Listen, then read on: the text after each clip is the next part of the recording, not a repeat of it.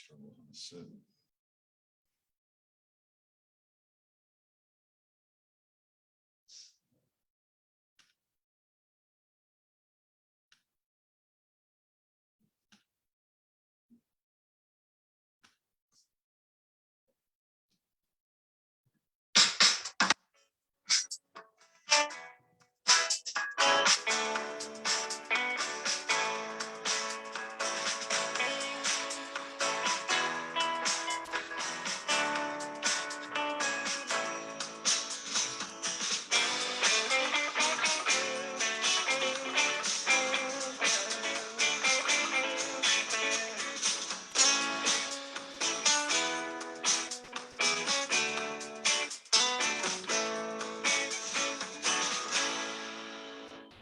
And welcome everybody to a jam-packed show where all things Reynoldsburg will be celebrated today. I'm your host, Mayor Joe Begany, and in my office is the Joe Sorensen. It's really the Joe Show today.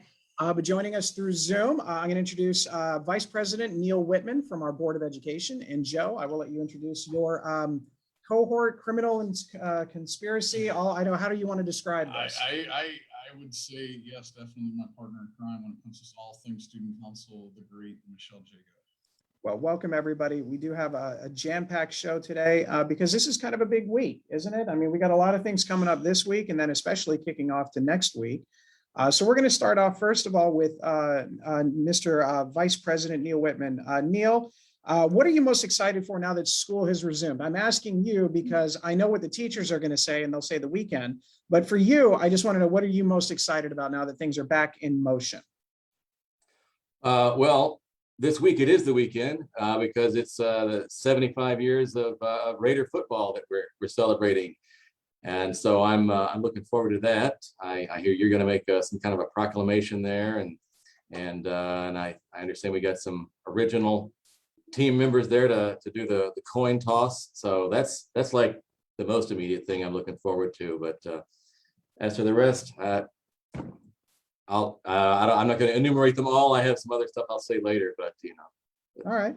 Well, the big thing that's also coming up in addition to Friday night's football game is something next week. What is it? What's going on next week? It feels like there's something coming up, man. I've been out there doing a lot of work. What do they call that, man? We're like that one. The time when all the alumni come back. So we've got the homecoming parade coming up, and so I'm going to turn it over right now to Joe and Michelle, and you two kind of tell us, first of all, what's coming and how exciting it is, and then what we should all be looking for in this parade. So I'll go ahead and turn it over. I'm going to let Michelle take it. She speaks way better than I ever can. I can promise you that. So give them some details, and I'll help fill it in if you want, Ms. Jago. You're so eloquent, Joe. Give yourself some credit. No, one exciting thing with homecoming this year is we're making some steps back into a more traditional homecoming experience for our students. So one of those steps is to have a homecoming court that represents each building rather than each academy. So really celebrating the unity on each campus. So we have our court for Livingston, we have our court for Summit, and we're really excited to see that it wasn't academy versus academy, that it was very united within the buildings. My ultimate goal is to hopefully bring it back to getting the students to really unite on both campuses and be able to vote for a senior, junior, sophomore, and freshman again, like some of our maybe people who remember from the 75 years ago can remember having attendance in the underclassmen, because every year Joe and I get the underclassmen feeling really left out, and we want to try to bring them back into it. And that's one of the steps we're taking this year. And so far, every kid is really excited to campaign for their entire building and not just within their academy. So creating that unity already in one of our major programs is nice. And it's wonderful to just have homecoming back again. I missed it last year, so I'm excited for that. Well, I know the students are looking forward to it. Now, Mr. Whitman and I, have had the opportunity to participate as members of the board. So, and I know that's why everybody goes, so they can see the Board of Education marching in a parade. But if they wanted to see something else, what are some of the other groups that are going to be participating in the parade this year? Joe, we'll let you take this one. As of right now, we've got I mean, first and foremost, since we're here with the city, is our tomato queens are going to be on display. We're gonna have them. As a matter of fact, our tomato queens, both of them are supposedly lined up to do our crowning ceremony on Friday as well. We're really trying to bring this unity back together. And if I'm not mistaken, the tomato queen this year is a member of student council, so it even makes it just that much even more connection with it all. But we have the city's involved. We have transportation's going to have a bus back in it again. The board's going to be there. We've got sports, bands already in, orchestras in, choirs in. We've got at least, I think, baseball. We got about 15 different sports activities so far that are in. And I haven't heard back from the football coach yet for the football team, but he usually is like 3 days before the parade. We'll send a "we're all in, we're all clear" kind of email. So I'm looking forward to that one next. Well, I know it's always an exciting thing. And I know originally when it first started, I don't want to say it was small because it wasn't small, but it was a certain level. And then year 2, it just kind of exploded. And then all of a sudden, take away last year. So now are we going to see something more like the last couple of years or more like the first year, you think? We're back. We had to scale back down to the first year. COVID, it's a lot of people are busy learning new ways to live and new ways to get through things. So we have a really good response. The first year was 30 participants. Actually, it was 27. By year 3, we had 75. This year, right now, we're looking at 40. All right. But we don't have the parking lot party this year because we're rebuilding our student council after basically 18 months off. So the parking lot activities that go on beforehand are what's going to be missing. But we're looking forward to bringing those back next year, and then obviously making the size bigger again. Okay. Well, I know usually there's a theme, and the board has always been gracious with what they're doing. I think one was a night out on the town. My favorite was Alice in Wonderland. May have dressed up for that one. We also had Friends. So is there a particular theme for the entire parade, or does the board get their own special thing? And then why can't the city get involved so I can dress up and have another excuse? Is the city not involved? I'm surprised I haven't really heard from you. I thought you were with Parks and Rec. I figured you were going to be the center of their float. No, not so much. Parks and Rec, we'll be there together. We have some things planned, but definitely it's more Raider oriented as opposed to anything more thematic. So do we need to add a spot for just the mayor himself? Not Is that a what chance. You're saying right here in Not front a of everybody chance. That you want your own like area, Nope. your own chariot? I just want an opportunity to dress in a costume again. That's really the biggest thing that I'm looking for. But everybody who knows me knows that. We could put you in the Raider costume. Yeah, You want to be Rocky Rocky Raider? Raider? Yeah, I know that might be an option. We could do that. I would do that for you. I'd put you in Rocky Raider and let you run down. Run down all the way. Yeah, All right, well, I'd do it in a heartbeat, man. We'll see what comes of that one. So if you're watching at home and you want to actually be part of the parade, we know I'll start it off. I know where everybody's kind of marshaling up, and we're starting at the Livingston campus. And then where are we going from there? I know it's the same route. It's very familiar to people. So tell us about where we're going to be going. So this year, we start at Livingston and we start staging at 4:00. And then at 6:00 sharp is when we're going to leave. The only change from the last 3 other parades is that I moved it up from 6:30 to a 6:00 start time. When we did a 6:30 start time and it was 75 groups, it literally got like dark on us. And so I had to if I'm going to grow this parade, I've got to have more light. So we're going to start at 6:00 this time instead of 6:30, and that'll be our for this point moving forward. But we're going to go straight down Livingston Avenue. Then we go all the way up to Bartlett. And so we hang it right on Bartlett, and we go down to Ives, and we cut down Ives.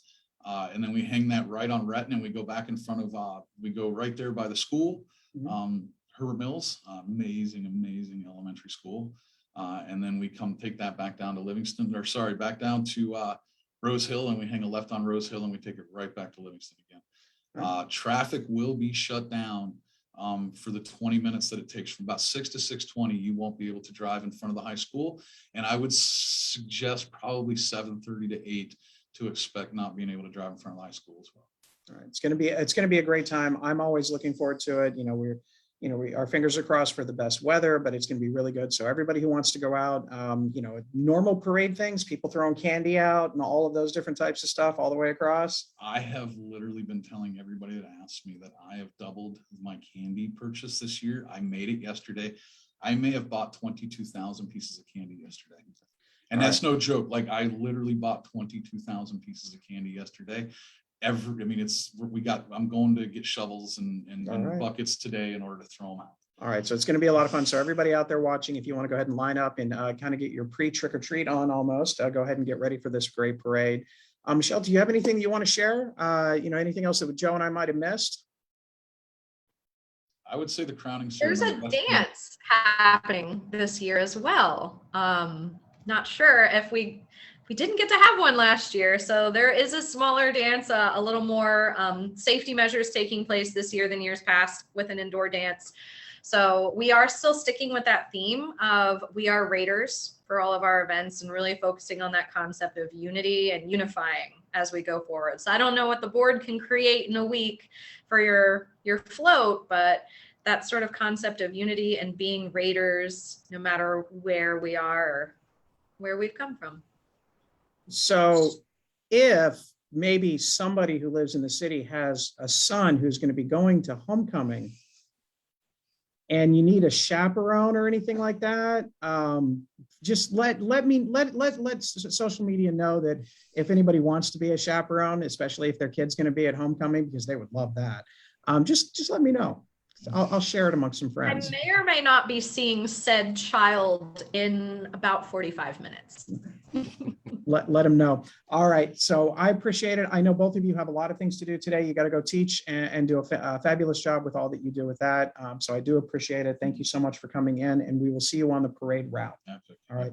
Thanks again to Joe and Michelle for taking some time out of their day. Thanks to the Principal Bennett for giving them the permission in the district, as always, to let them promote some of our school events. So thank you, Joe. Thanks, Michelle. Thank you. All right, so we'll go ahead and kind of continue on here with Vice President Whitman. So now that we've kind of got a little bit of that information out there, want to start with what are some of the other big things going on in the school district right now that you'd like to share with everybody? Well, we got a few, I guess, the big one, and perhaps you've heard of it, is the bond issue and levy that we got coming up in November. In July, I believe, the board voted a necessity to put it on the ballot there, and then after that, it's kind of out of our hands. It's in the levy committee's hands to do any campaigning for that. But we can take an educational role and explain, why we need the money, what we want to do with the money, and things like that. And so there was a town hall about it a week or two ago, and there's going to be another town hall meeting September 28th at 6 p.m. in the Hannah Ashton Middle School auditorium. So Dr. Brown and Chris Reed, our Executive Director of Business, will kind of take you through just the basics and then whatever other questions people have. And people have asked me a few questions, and I've passed them on to them as well. They're good questions. I'm kind of curious about them now too. Like, oh yeah, I would want to know about that if I were deciding how to vote. So, but yeah, we're trying to build an early learning center, one early learning center from preschool through kindergarten for the whole district, instead of just trying to put it in one school or another school, or maybe getting all day kindergarten here for 1 year and all day kindergarten there for another year, depending on if we get a grant or not. And we want to build a new middle school out on some of that land we already own out at the Summit campus. And if we can do that, that will allow us to turn Wagoner Road Middle School into an elementary school. And with all that going on, they figured out that this will finally allow the fifth graders to be with the other elementary schoolers, instead of being kind of lumped in with sixth graders, or maybe even seventh and eighth graders. So, and then just a lot of tech upgrades and things like that. So that's what we that's kind of a big thing, because the building where Hannah Ashton building, perhaps you've heard, is in unfortunately kind of some sad shape. We'd like to preserve the historical pieces that we can, but that's also going to be a big project, just to put this learning center in the Hannah Ashton grounds and recreate and preserve and kind of keep the spirit of the Hannah Ashton building there too. So that's one big thing, the whole bond and levy issue.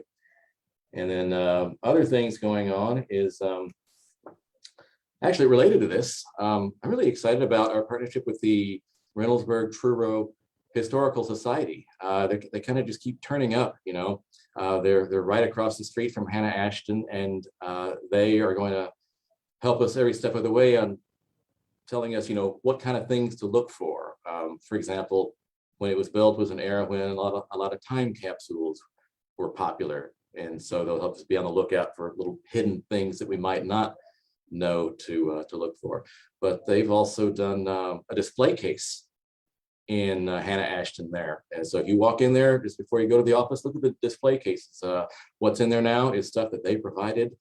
And they've done the third grade. For a few years, for third grade, they've been doing a unit where they would come in and have people talk to them about the history of Reynoldsburg and take tours of the Historical Society. New this year is a workbook for all the elementary schools that talks about some of the history and some map reading skills. And as a member of the Historical Society, I received a copy of it. I wasn't expecting it, but I looked at it and said, this is great. So I'm really liking this partnership we have going, and I'd like to see that continue.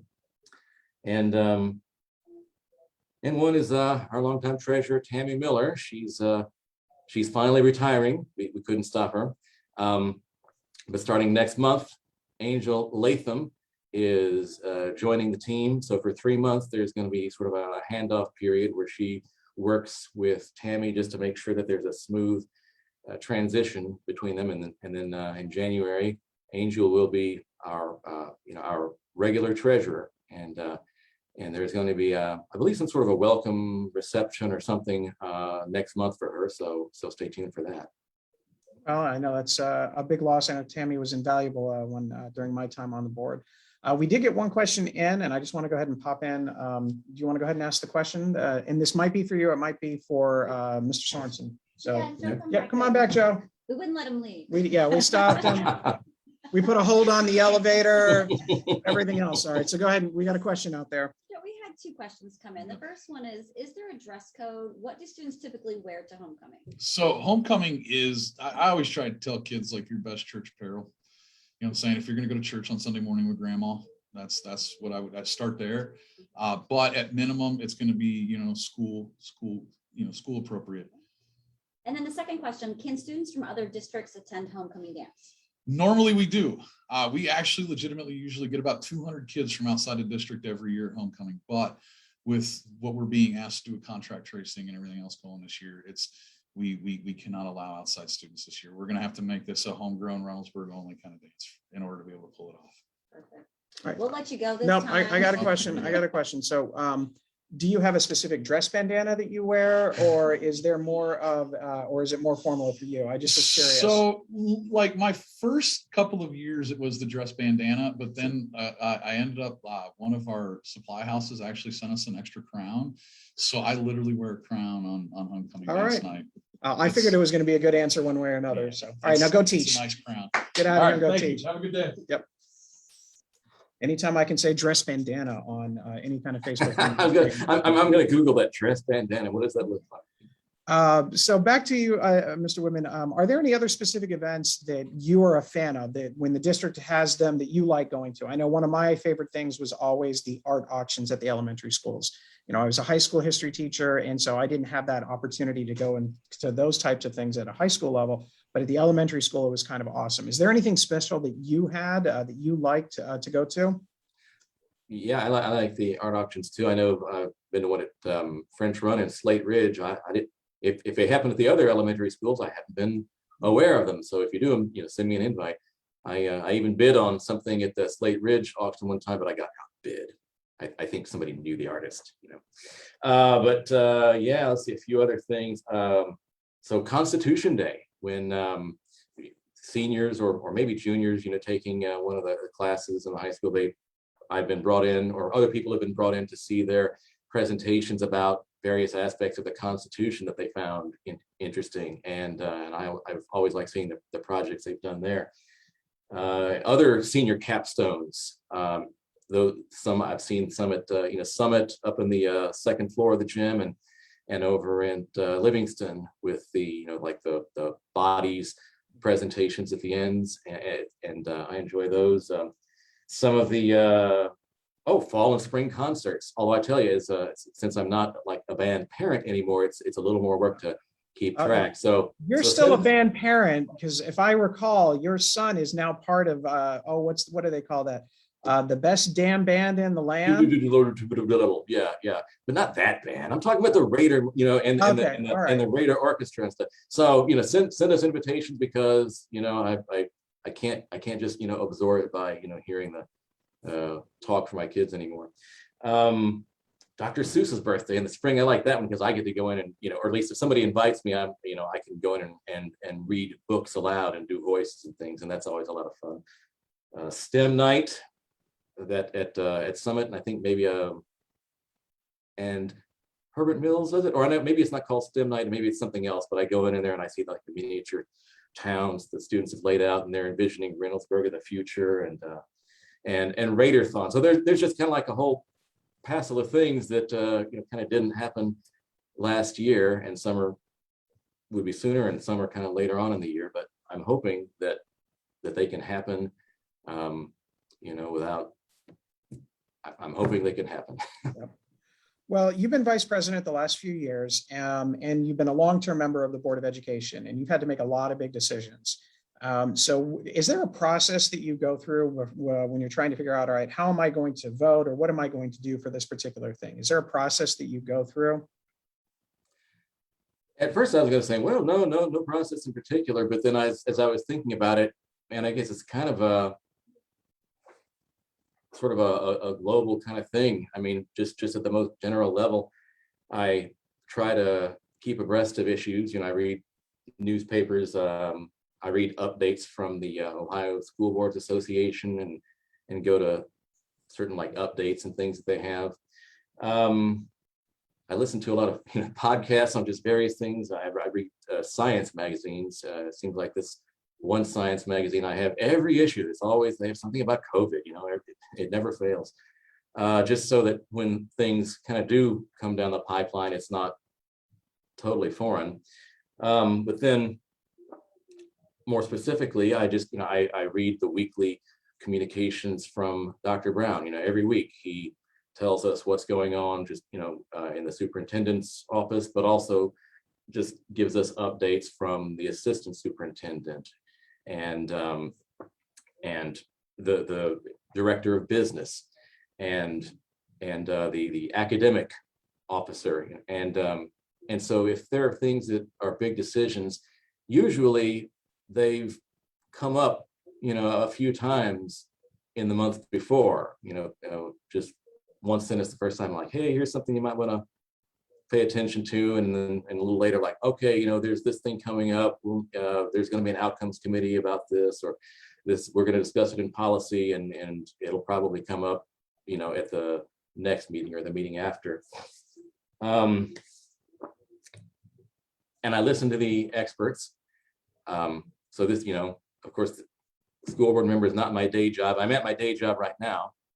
So my role is kind of not to be the expert on all of these other things, because, that's what, the business directors and the superintendents, they've learned a lot more about it, and they get paid a lot more to focus on that stuff than I do. So for the most part, I listen to what they say, and I assume that they, they're experts, they know their job, and I should, listen to what they're telling me, and then ask whatever questions I have to ask so that I can understand it.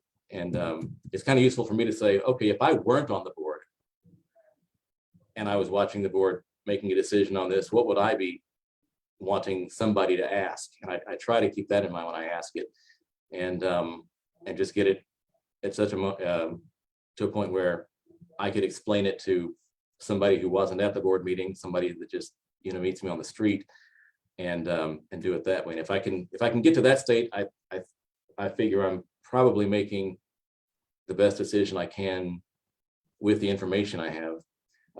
As for which way the decision goes, I mean, it's what we think will best serve the kids.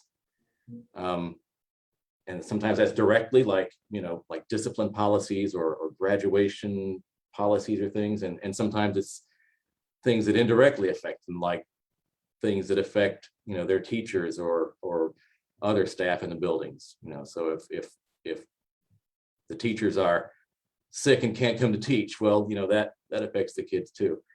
And I know I don't always make the best decision, but at least, that's how I do it. And I try to make, the best ones I can with the information I have. That's kind of it.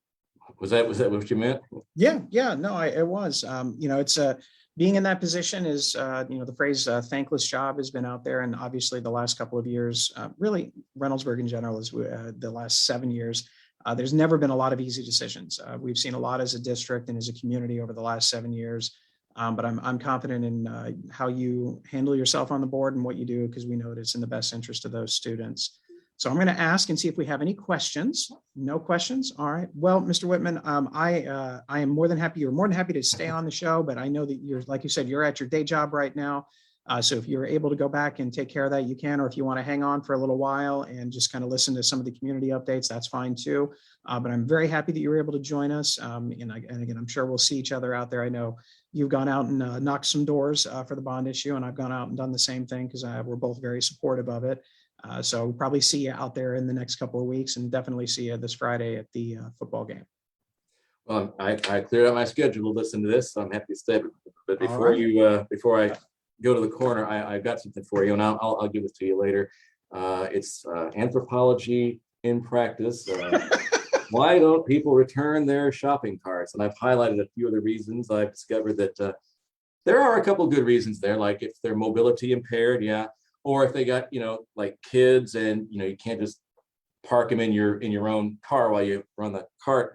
But there are also some reasons in there that are more like, rationalizations. I think you'll see. But anyway, pretty interesting. I'll deliver this to you next time I see you. All right. I'm looking forward to that one. Yeah, really don't know where to go from here. So we'll just kind of move on. We do want to do a little bit of a council wrap up for those of you watching it. If you didn't get a chance to watch the council meeting from last Monday night, we did pass a couple of different things, but probably the one that most people are curious about is the property purchase. The city is moving forward with a plan to purchase the property of the land across from the cemetery on Main Street, the big open field. We do have a commitment from a major medical provider that will be formally announced hopefully in the next couple of weeks, but we're going to go ahead and buy that property. And so 4 acres will be for that medical provider, and the remainder of it will be something pretty exciting. We've got some good things planned for that area. It all came about because the system worked the way it was supposed to. If you remember that area was actually being looked at by Homewood Apartments, but they did not meet the requirements for that area. They did not have a commercial component. They didn't have something there to actually put in that location. So it was rejected by the Board of Zoning and Building Appeals, which is exactly where the process is supposed to go. If somebody can ask, and if they ask, that's fine, but they don't always have to get what they want. So when that happened, the city moved quickly to begin negotiations, and hopefully we'll get that taken care of in the next meeting, assuming that all of council is supportive, and they seemed very supportive at the last meeting. So that was a big thing there at our council meeting last week. We don't have any design sketches yet for the new library, Mr. Whitman, but I did want to share with you that they are coming soon. We know that the building will probably come down sometime in the spring. We're looking probably maybe February, March, and then right after that, the building for the new public library is going to go up. So that'll be good. So as soon as we have some of those pictures, we'll bring that out there for you. Any questions so far or anything? Yeah, we do. It was there and then it went away. So I was trying to figure out this one. This is for Mr. Whitman. It says, as a board member, do you understand the difference between weighted versus non-weighted courses for high school credit? You're on mute, Mr. Whitman. We're all so good at pushing mute. Yeah. Okay. Between weighted and non-weighted, and what's the rest? Non-weighted courses for high school credit. What is the difference between them? Oh, wow. That was a little hard for me to keep track of, even when my kids were in the school there. I think, the weighted courses, maybe they count for more points in calculating the GPA, but you know what? I would ask the principal about this first. They would definitely know that. And then if for some reason the principal can't get you a definitive answer, then I would take it to the chief academic officer, and that's Dr. Jocelyn Cosgrave. Okay, very good. All right. Go ahead and ask them. I have an answer, but go ahead and ask them. That'll be good. We do have a community commission meeting tonight. For those of you that are aware, we do have a couple of community commissions that were brought about last year. And so this evening, we're actually going to have traffic and transportation.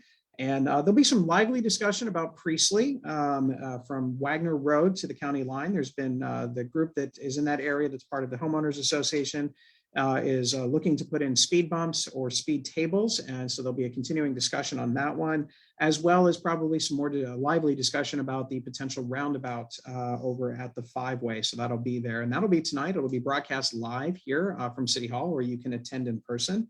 After our next council meeting on the 27th or 28th, a couple of days that Wednesday after on the 29th, we're going to have the Arts and Beautification meeting, as well as the Welcoming and Diversity. These are different groups that have different goals. Traffic and transportation, kind of easy enough. Military recognition, planning for our Veterans Day ceremony.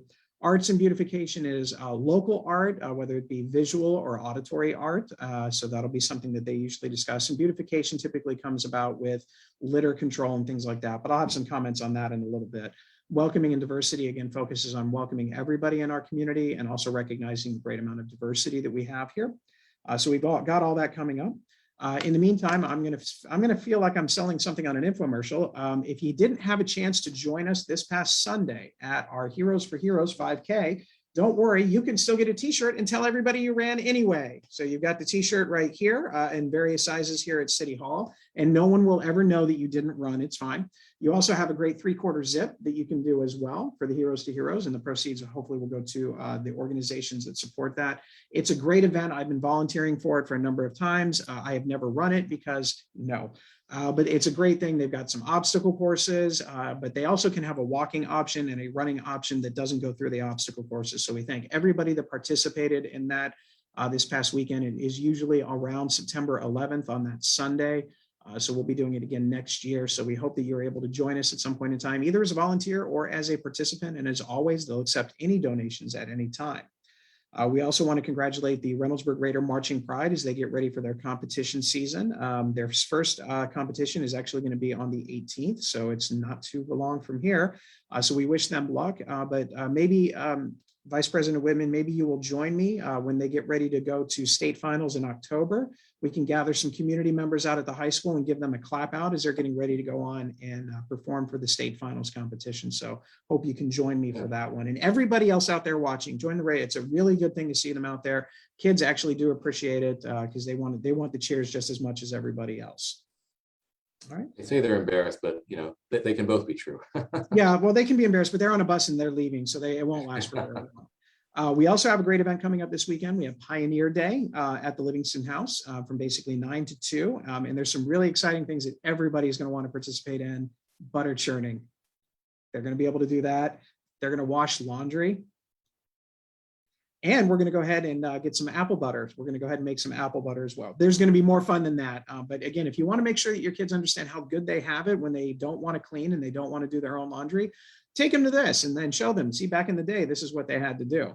We'll also be celebrating Alexander Livingston's 200th birthday. We're going to have some tomato flavored popcorn, which is actually not too bad. It's not what you think. But then the real fun thing is we're going to say happy birthday probably around 12:30-ish, and we're going to have some ice cream. And music is going to be provided by Mike Poyer the entire time. So that's going to be a lot of fun. There's going to be some great things there. I know my assistant Jessica is absolutely in love with Pioneer Day. She loves going out there. She used to volunteer for it. So I'm sure she'll be excited that that's going on. We already talked about the homecoming parade, so we've got that. So now we go to my next fun thing, which is in anticipation of Star Wars: The Force Awakens being the movie of the week on the 25th at Civic Park. We're going to have a food drive for Hart Food Pantry on September 25th. And we're going to have guests from the 501st Imperial Regiment is going to come in attendance in full costume. I'll be there in costume, which makes being a chaperone at homecoming later on that night even more entertaining. So we'll have that as well, but you'll be asked to bring some donations in, and we'll have a list of those donations on our website as well as social media to drop those off, and we'll try and get, you can get some pictures with some of the people in their costumes and things like that, and there'll be some great things going on for a great cause, and then of course the great movie Star Wars: The Force Awakens after that. We also have and I announced again at council on Monday, we're going to have a town hall meeting with members of the Franklin County Emergency Management and Homeland Security representatives, as well as the Ohio Department of Natural Resources Floodplain Management Program to discuss some of the issues with flooding that have hit certain parts of our community, but they're going to be there to talk about the options, why it's happening, and what can be done in the future. That'll be at September 22nd at 6:30 to approximately 8 o'clock, give or take, how long some questions are. But there's going to be some great discussion in there. But while we're talking about that, for those of you that do yard work, please make sure that when the leaves fall down and you gather them up, please don't put them in the street so they get into the storm sewers. That actually makes water flow significantly more difficult, especially in our older communities. We clean and inspect our storm sewers all the time. But again, when those leaves get in there, it gets caught on some things. So keep that in mind. We also have an open house town hall at Baldwin Middle School on Wednesday, October 13th. We're going to have members of council, the Reynoldsburg Police Department, as well as representatives from Reynoldsburg City Schools there. And this is basically to discuss a number of issues that our community faces and to build relationships between our community and our police department. So we hope you're able to join us at Baldwin Road Middle School on Wednesday, October 13th, about 7 o'clock. And it'll start off with a presentation talking a little bit about some of the issues facing our community, what to do if a police officer pulls you over, and an opportunity for the residents to ask questions about the police department, policies and practices, and all sorts of other things that come up. So we hope you can join us for that. A couple of days after that is our community cleanup on October 16th at JFK and Spangler. So we're actually going to have hazardous materials in bulk pickup over at Spangler Field off Livingston. And we're going to have our shredded truck as well as flag and pill disposal here at JFK Park in the morning. And then you guys can all go home, and then we'll get changed up into Halloween costumes. As a Reynoldsburg Community Association, we'll be putting on their Halloween festival there as well.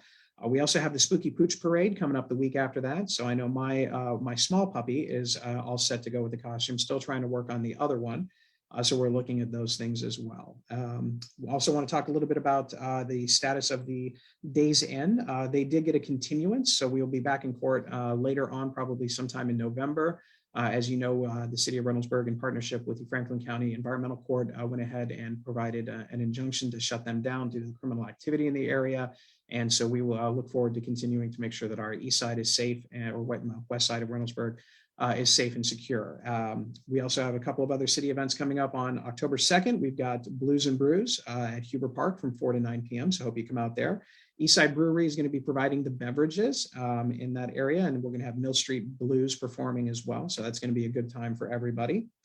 We do have a couple of things on development. We mentioned earlier about the piece of property that the city is purchasing. We also hope to have some information to share with everybody at the next council meeting about what's going to happen with the Happy Dragon. As most of you have probably seen, Happy Dragon was taken down over the last couple of days, and they're now doing the cleanup process for everything. But we hope to have something in there. We're looking at a restaurant feature, that one of those breakfast type restaurants, kind of an early morning to midday thing, as well as a dentist office and a couple of other things in there as well. So as soon as we have all those details ironed out, we'll go ahead and get that out for everybody to see. But it's going to be a beautiful building in that area. It's not going to be able to, something that's going to compete with Pros and Tempe Taco and Vic's. And that was very important to us. We wanted to bring another reason for people to come there, maybe even some ice cream. So we'll have to wait and see how that goes. We also have, again, I mentioned earlier, we have our BZBA meeting last night, and I just want to make sure everybody understands what the process is. Developers, residents, they can ask for whatever it is that they want. There's never a point in time where we can deny them if they say they want to build X in certain locations. We can say no because it's not zoned there, but they say, well, I really want it. Then they can appeal that decision and go to a different level. So anytime that you see something that comes up, and we have a couple of variances on the zoning plan for residential development at the Eastwood across from the Department of Agriculture. And we have another set of variances on Lancaster Road, developer purchased the former Sigmund property that was over there, and they're looking to build a couple of houses in there. Again, they can always ask. That's what they're supposed to do. I mean, it's kind of like when I, would tease high school students, the worst that you can do when you ask is they'll say no. Maybe sometimes they'll say yes, but the building zoning and Board of Appeals, they'll actually look at those items and see what is in the best interest of it. Is there a particular hardship that these developers are looking at? Is there something that is going to add to the aesthetic of the community that they're looking at? And then they'll have the opportunity to say yes or no. So that's what that process is, very much like what we talked about with Homewood Homes.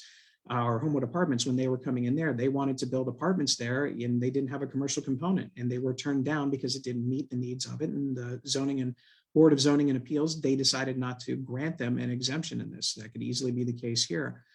So again, if you're interested in that, that will also be broadcast live. But again, that's how the process is supposed to work, and we want to continue on with that process. The city doesn't have the ability to ultimately say yes or no to anything if it meets those zoning requirements. So just keep that in mind. Do we have any questions, comments? No questions or comments. I'm getting kind of sad about that. So of course, having said that, there'll be a question coming up that'll be a good one. We do have our next fireside chat September 8th at 12 o'clock. And joining us will be Ward 1 Representative, City Councilwoman Shanette Strickland. So we're looking forward to having her on. We're not sure if it's going to be by Zoom or if she's going to be able to join us here in office, but we'll see how that kind of comes about.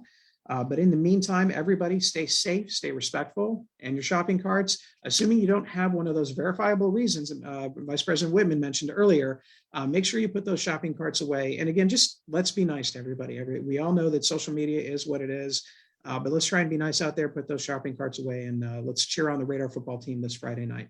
Have a great time, everybody. Again, thank you, Vice President Whitman, for joining us today. We appreciate it. Thanks, Mayor Joe. Thanks, everybody. Thanks, everybody. We'll see you soon.